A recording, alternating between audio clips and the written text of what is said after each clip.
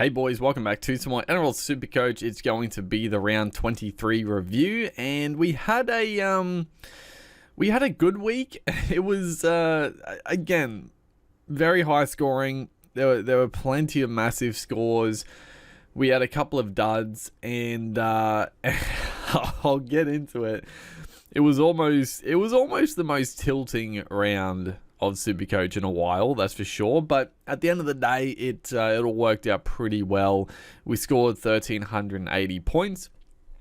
We actually did jump up 23 spots, so sitting inside the top 500 again at 490. Again, it was another one of those weeks where I wasn't sure if I was going to go up or down slightly. We're so close. I feel like we're so close to getting like a massive score, but it just inevitably happens where, and I mean, that's 99% of people on Supercoach. They're so close yet so far. But let's go into the team to see what happened and some of the absolute misery that happened. So starting out dummy halves, Harry Grant knocked out 57, which is honestly not too bad. He must have updated a little bit because his score was hovering around that 40 to 50 mark. Damien Cook scored 69. We didn't end up playing Cook, but it is what it is. You know, we missed out on a few points there, but you know, Harry Grant did get almost 150 last week, so can't complain with almost 60 point the next week. Our front row of Joe Tarpany and Corey Horsburgh, 67 and 56 apiece. We'll take it. Corey, unfortunately, Horsburgh, he wasn't killing to start. Like his first stint, he's absolutely on fire, but it wasn't his most busy game. And then also he didn't, I think he ended up playing the full 80, but he did end up going out to the edge for a good chunk of the game. So obviously lost a bit of base there, but again, mid 50s, you'll take it. I don't think any of the major props, I know Payne Haas killed it just in basically base stats and excuse me, a couple of attacking stats, but other than that, the front rowers were sort of middling, I think, this week. The second row, oh baby. So we didn't play Tohu Harris, who he was on track for like a pretty mediocre score, but of course he got that fucking try assist, which he loves to do. John Bateman scored 43, who we didn't play, thankfully. It's not the worst score in the world, but he did end up having to go into the centers at one point, or for a decent chunk of that game, he was playing in the centers. And Brendan Piacora with 77 points. I don't know how many minutes did he actually end up playing. He did get a spell in this game. He played 67 minutes still. He had a couple of line breaks. He looked really good. It was one of those games where it's going to be annoying because Ricky was on the extended bench, so he must be close to returning.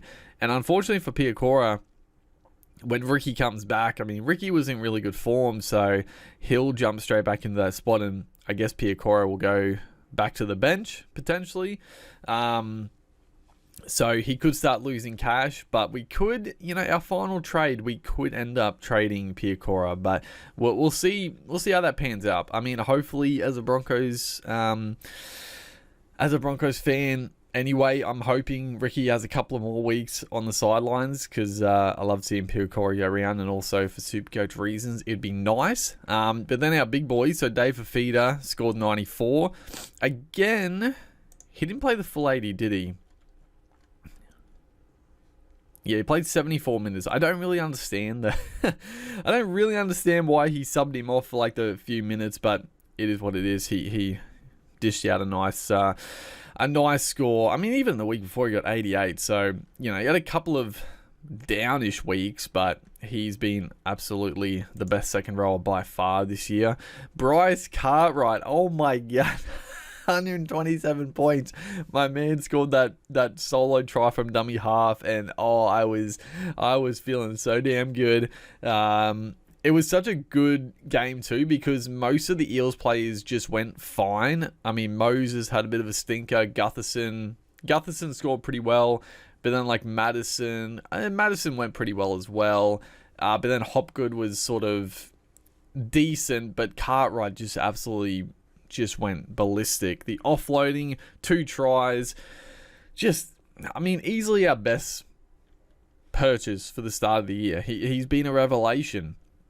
He's been so damn good. And then Brendan Nickera with 50 points. Obviously, we lost a bit of points playing Nickera over Harris and even Piacora, but that's, it's just rolling the dice. It is what it is. Our halves, so Nathan Cleary with the vice captaincy got 103, which is, you'll take it. Nico Hines banged out 100. So, Sean Johnson obviously got 150, which is a bit of a, it's a bit annoying because a lot of people obviously ended up keeping Johnson over a Hines or even a Cleary, and both of them banged out tons, but Johnson went and got 150, and it is tilting because of the fact that he was on track for like a decent score, and he probably would have scored pretty well, but the fucking Titans had a man sent off for most of that game, so Johnson got to play against the Titans with 12 men. It's like, come on, man. It just worked out so well for the people that had Johnson, but it is what it is. I still think for the long run, I'm still happier to have Cleary and Hines. Maybe not. Johnson might still come out and bang out hundreds for the rest of the season, so people that own him might end up really getting sort of a nice little boost in their points, but I don't know. I still think Cleary and Hines are still gonna outscore Johnson, but you never know. Getting 150 definitely helps. Kalen Ponga, who we chucked the captaincy on, this game was fucking pissing me off. The first half, the Knights were awful, and Kalen Ponga, he was just like. Sometimes the Knights I don't know what they're doing. Like, they don't give him the ball. Like, you just see Ponga out the back. He runs side to side looking for the plays. And then, for whatever reason, Phoenix Crossland, goes the other way, or he goes himself. It's like, just give Ponga the ball.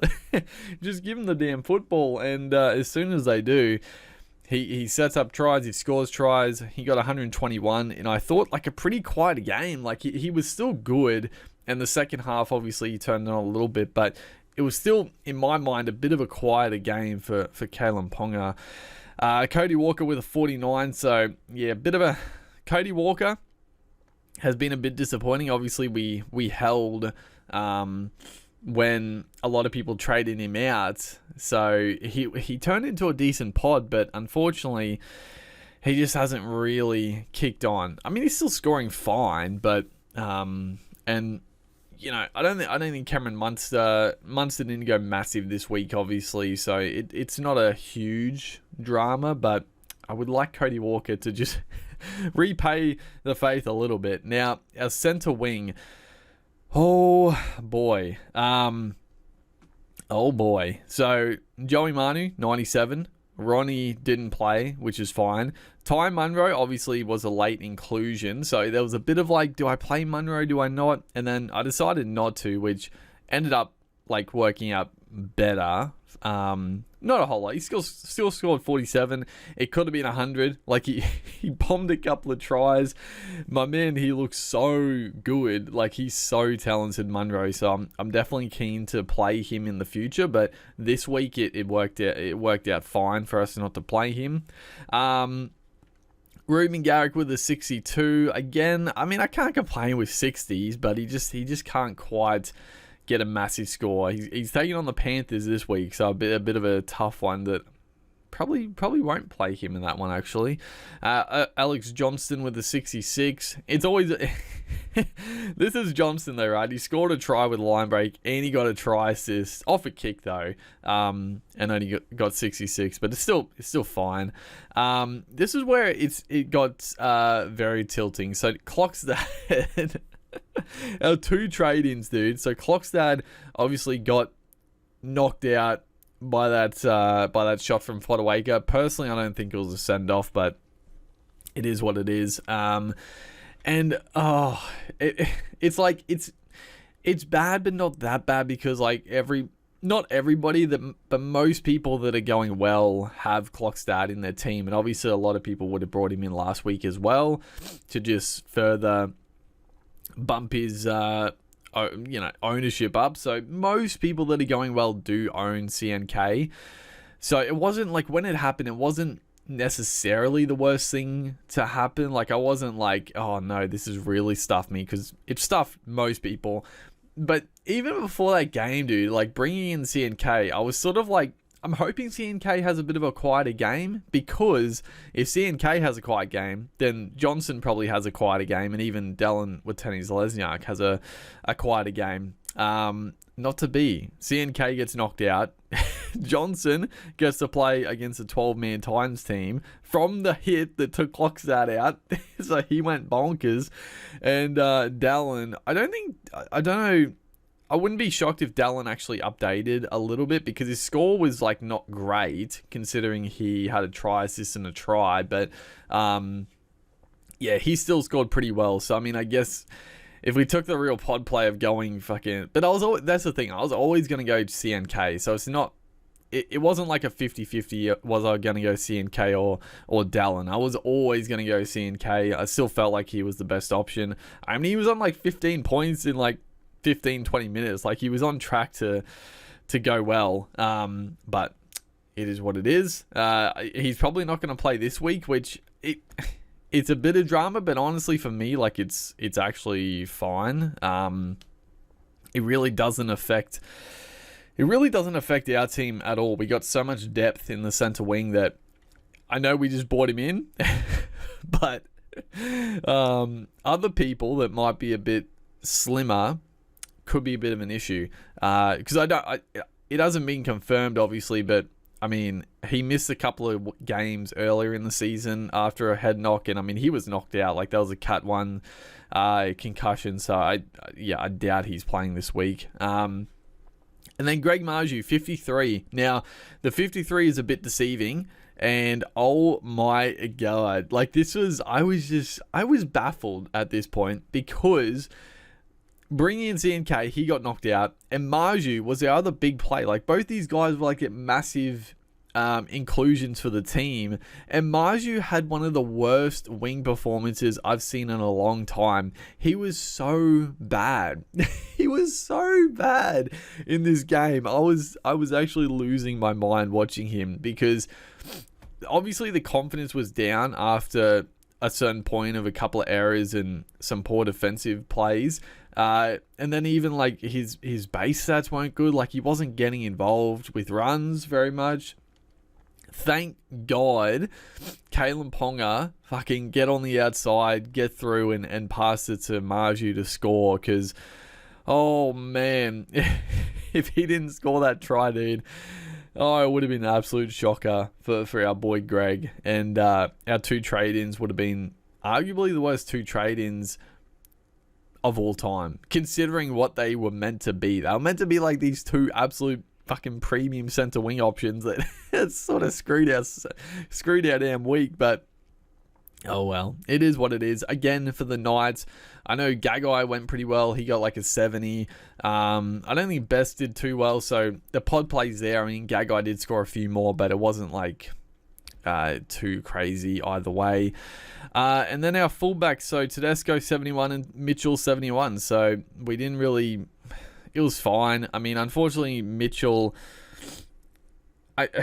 he scored 70s in both weeks. He was a guy that we went early on and hoping that he would pull out a massive score just to really sort of catapult us, because again, a lot of people couldn't afford him or didn't have the trades to really bring Mitchell straight back in, but he hasn't quite done it. Can't be too disappointed with 70s, but yeah, I mean, overall the scoring was fantastic. It just, yeah, the overall score, that's the thing. Like, most people have those players, and the people that did really well had like Sean Johnson, I guess. Because let's have a look. I'm curious actually to see what Dallin. So Johnson, 149. Gutho 82, Hopgood 67, so that's okay. Drinkwater only got 67, which is nice. He was on track, man. Again, he was on track for like a pretty low score, but Of course, he got a fucking try assist in the back end of that game to do well. Jermaine Asako got 124, dude. Oh, my word. That's right. That's right. He was up against Marju.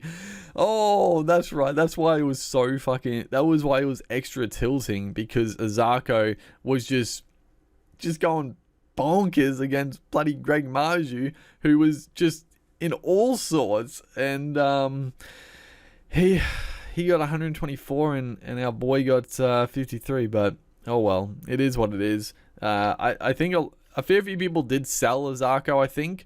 Obviously not, like, he's another big factor, like, obviously a lot of people still own Azarko, so he was a massive swing. Yeah, he had an absolute, he had a stellar game, Azarko. He obviously fell off a little bit, but big one there. And now they're taking on the Roosters. So, yeah, bit of a tough one for Azarko. Who else? Fanua Blake only got 60. So, yeah, the front rowers didn't really go crazy. Dylan Edwards only 22. So, a lot of people brought in Edwards over sort of like the bye period. And he's fucking stunk it up. Payne Haas, 85. Herbie, 78. Campbell Graham, another very popular trade-in, has sort of been pretty stinky. Pat Carrigan's owned by almost 20%. Now, I don't know, there's probably a lot of people that started and aren't playing anymore, but 125, absolutely killing it. Ola Kawatu got 80. Walsh only got 58.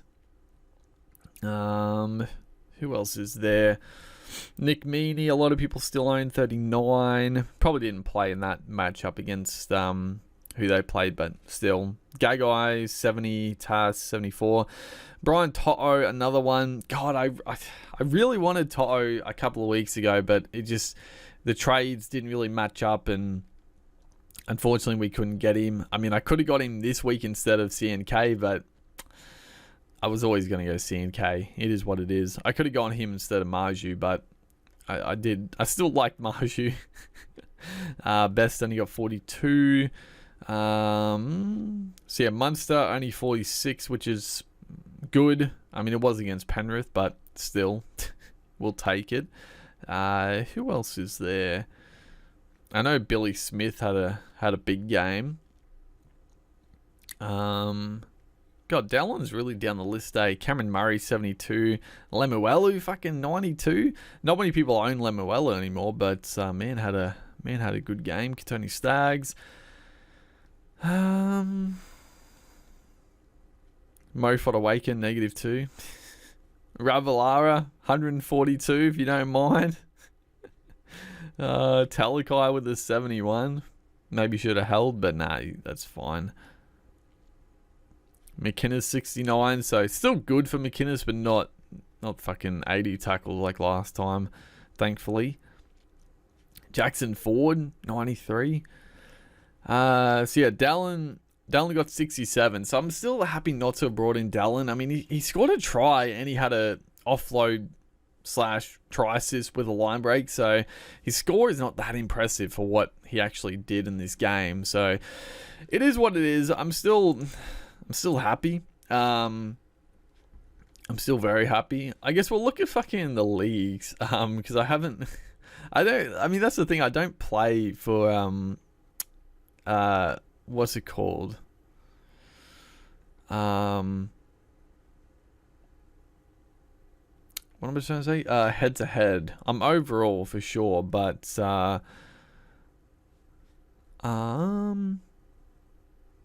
so that's the public league. So Legends. So I lost in this one. So I was first place in this. Taking on Knight, who got 14-12. So there was a couple of people that scored more. So it wasn't like I was unlucky. I mean, a couple of guys went big. So now I'm taking on Dodgy Knock On, who scored 12.95. So, and then we'll take on Levi. If we win that, what did he score? 1,400. So a couple of big games there. The third league. Is this one? Am I out of this one? That's right. This is the fucking the second Legends League. That's right. I was like killing it in terms of like points scored and overall, but my position on the table was pretty bad. There were some big scores here. Jordan with a 1500, and yeah, I lost to Wolfstinger 1401. Close match, couple of close ones. Oh my god, Bogheads just beat the Beef Man by 1 point. Whew. I don't play for head to head because obviously there's quite a bit more to head to head than overall, but I don't know. It's hard to be both. Like if you go more head to head, then your overall is gonna suffer probably a fair bit. So obviously at the end of the season, it's good to have a look. Sort of how we've gone, but so that league we're gone. We're out of the running. Our first Legends one, we're still in with a shot this week, and we're in a pretty good position, I think, to win that round, but we'll have a look. And then our third league, we go straight into, well, we have a bye obviously this week, and then round 25, so a pretty decent win over Jacob there, who's going to be taking on David, and then John with a 1400. So a couple of bigger scores again. I was second highest score on this one, but John, West Magpies overall top score in that head to head. But yeah, honestly, that was league ranking. That's all right. 942. What's this one? Dude, the first Legends League. Our league ranking's 263 of 12,000. That's pretty okay. That's pretty okay, honestly. Because there's usually a couple of people that join the league that don't really see it through all the way till the end, but that's a pretty solid performance. And then our second league is it's still okay, but it's not the best. And then we'll have a look at the public league. We did lose fucking where am I? I was second. Lost to a ping ponger show. Not by a lot, but Tiffany's Wizards 1531. That's the highest score I've seen in these leagues. I'm going to be taking on Daniel. Fuck you, Daniel. Can we see his team? What did he? I bet he obviously has fucking. Oh, it actually shows it like that. I've never gone into this. Usually, when did they update this? He's got fucking Cartwright. What the hell? Very similar to my team. Grant Cook, he's got Harris instead of Horsburgh up top. He's got Tarpany. Didn't play Harris like me. Fafita, Nicara, he obviously looped Johnson. He still had Cartwright. He had Horsburgh and Bateman. Very similar to my team. Johnson Hines, so he doesn't have Cleary. Cody Walker, Cameron Munster. Who doesn't he? He must have Ponga. Yeah, he has Ponga at fullback. Okay. But yeah, Munster-Walker combo is still pretty good. Marju, Manu, Azarko, and Garrick. I mean, that's the difference. Johnson and Azarko right there, because he had Ponga and Reece Walsh. So a couple of differences, but not too much difference. I like it that it actually shows like that. I never knew it actually showed like the team like that. I thought it used to just be like a list. So let's have a look at the other matchup. I'm not gonna like try to cheese and like if other people want to fucking look at my team for the league matchup and try to beat me by that, it doesn't really bother me. But who has he got? Dodgy knock on. So he's got Nicarima, who has been like the fucking best backup dummy half by far. But he has Grant as well, obviously. Tarpany, Horsburgh. Didn't play Harris either. Fafita, Hopgood, Nicara. Couple of cheapies there. Cleary Hines. He's got the Cleary Hines. Walker Munster. Very common. Marju, Manu, Klokstad, Garrick. Johnston, Mulatalo, Munro. I think that's the same as me. And then Kalen Ponga, Captain, and Tedesco. So he doesn't have Mitchell. Yeah, the main difference, no Mitchell, no Cartwrights. Other than that, we're pretty similar. I got Cook as well. And then our other league, so taking on actually I'm not versing anyone in this one, so that's okay. But we'll look at who who would we verse? Either Fisher's Finest, who we beat in the first round, or Dave. So Dave had a big score. Well, look at his team quickly. It's probably going to be... I mean, teams now are pretty similar. It's just like a couple of differences scattered through. So same sort of front row as me. Fafita, Hopgood, Murray. He's got Murray and Hopgood. Didn't play Harris, Britton, Nakora, or Bateman. He's got the Cleary, Hines, Ponga, Walker, Marju, Clockstad, Johnston, Garrick, Mulatalo, Tavai, and Munro. So Tavade actually scored 66, but it's hard to play him any given week. And then he's got a Zarko at fullback and Mitchell instead of a